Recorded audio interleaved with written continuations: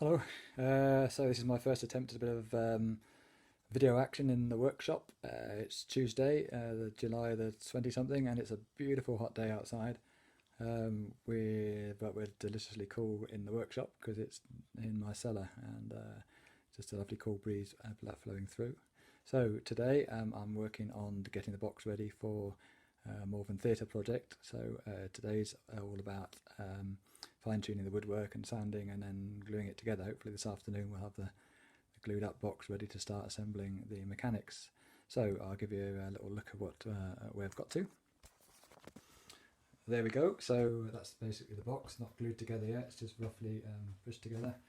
So it's just 3 discs with upright struts, and then additional discs to hold the tree stems. So this is all mainly 24mm birch ply, lovely thick, heavy, probably too heavy stuff, but we'll maybe need to trim it down a bit just to reduce the weight. But it's always nice at this stage, it always looks pretty cool and pretty tasty. Anyway, so that's what I'll be doing today, so I'll probably do some more of these if I can get the hang of the... So that's the end of my little video blog today, and I'll keep doing these, and hopefully I'll start to get a little bit more fluent. So thank you very much, speak to you all soon, bye!